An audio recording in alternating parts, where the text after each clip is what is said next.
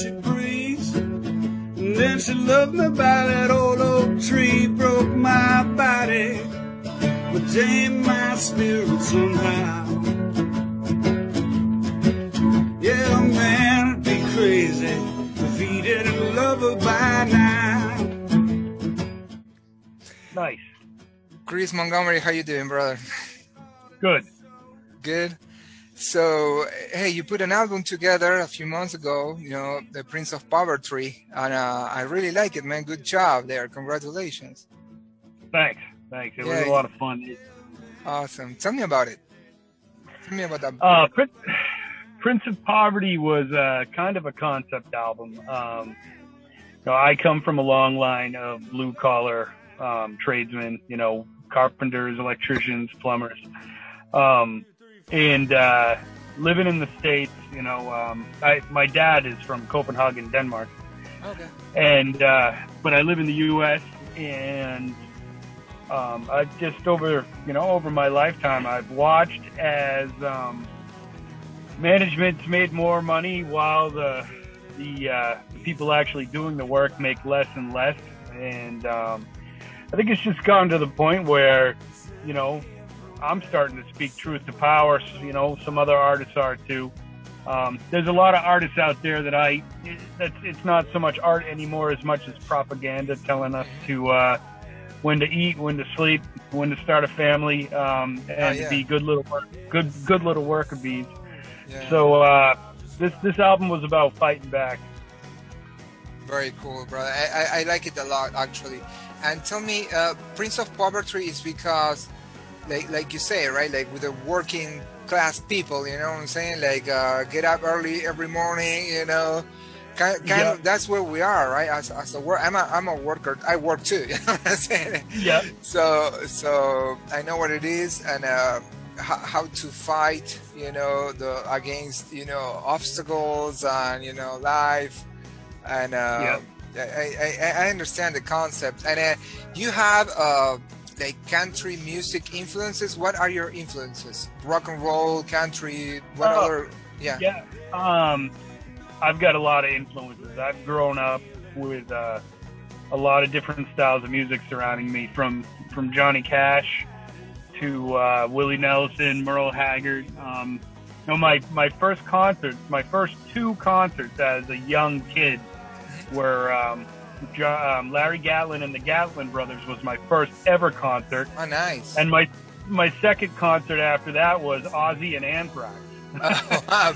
So I mean, yeah. So I mean, I get into everything. You know, it's I love all different styles of music. I always seem to come back to my roots of you know, an acoustic guitar sitting on a porch writing songs, but you know, I can dive into pretty much any genre and make it my own. Yeah. One song that I really like, talking about, you know, more powerful songs, is American Fire, man. You put a lot of energy into that one.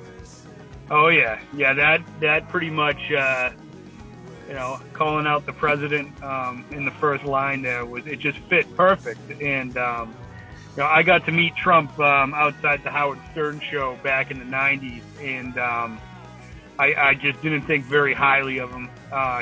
He was not a very he wasn't a good man. I don't think he's ever lifted a shovel in his life or picked up a hammer.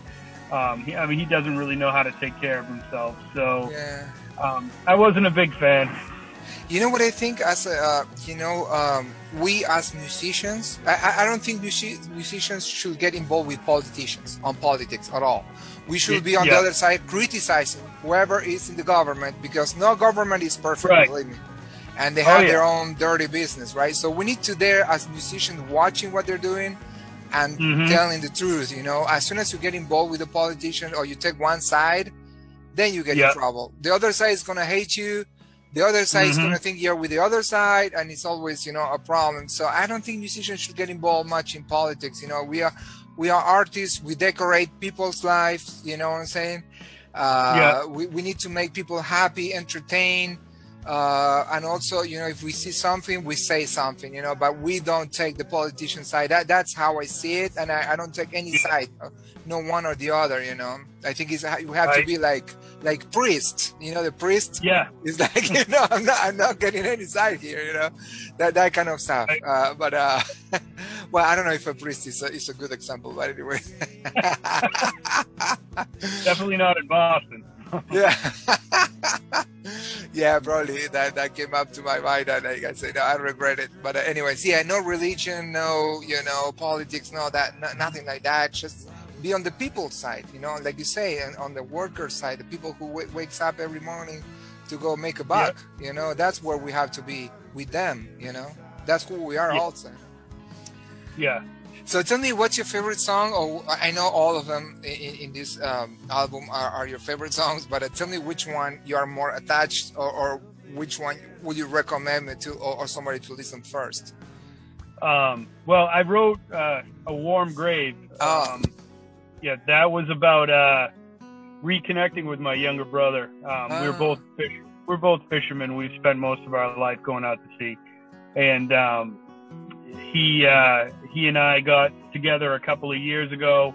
We took a very small boat out in a hurricane, and we had a lot of fun. But you know, when I wrote it, I mean, you know, the line, "It would be a shame if all we left behind was a warm grave." It became more important because last year my brother was diagnosed with terminal cancer. Oh man! So we reconnected. We reignited our brotherhood together. You know, told each other how much we care about each other. That's right. And then he found out he was dying, and so I mean, he's still with us. He's fighting the good fight. You know, he's getting treatment. He's trying to stick around longer. He's a tough as nails kid. But that song meant a lot to me. It's you know, writing a song for my baby brother. So yeah, man, those lyrics and the music is very deep, man, from your soul. I can tell, man. That's a beautiful song, brother. Beautiful song. And now that you're telling me the story, I'm more attached to it, you know. So so thank you for sharing that, and you know, all the best for your brother. You know, all the light of God for your brother. You know, that's from my heart. So anything else? Are you touring? Do you have any you know, shows? Are you playing around, you know, in your area? Tell me if you have anything. I know COVID is very tough nowadays. Yeah. As of right now, I don't have anything booked. I'm building a house in the mountains of Vermont. My wife and I bought an old farmhouse, and fixing it up, bringing it back to life. But I got nominated for the New England Music Awards this year for best in state of Massachusetts. So that's something to publicize, I guess. Very cool. I'm in the process of mixing my third record, which is called A Heaven for Heretics. Okay. And that's a 10-song record that it's almost done, almost completely mixed. So that, as far as shows, I mean, I show up at the local pubs and open mic nights, and I'll play. But that's about it for right now. I got to find bandmates up here in the mountains. Okay. Very awesome. I love the mountains, man. Maybe we can have a beer sometime. I bring my wife and kids, and we have a beer there in the mountains, dude. I'm a mountain guy too. Absolutely. Where are you guys located? I live in Washington, D.C., but my wife is from, she was born here, but her family is from Spain, from a very small village in the mountains. Like, I'm talking about, you know, in meters. I don't know, in Spain they use meters. It's like 1,400 meters. Yeah, it's like, you know, and there's nothing there but little cabins and 50 people around. That's all. My cousin Sarah in Copenhagen does the Camino. What's it? Camino Santiago.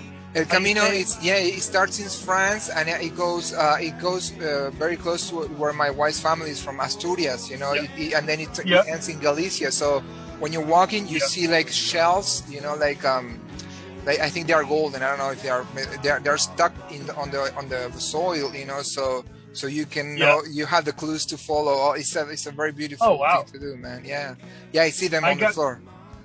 Yeah, I got to one of my old bass players. I went to Nicaragua with him in 2001. Wow. And we were there for Semana Santa, where they bring the effigy of the Virgin down the mountain with the candles. And the music was so beautiful. I mean, so I would love to go to Spain and do the Camino too. Yeah, dude, definitely you have to do it. I haven't done it. I did part of it because it's too long and you need a lot of time.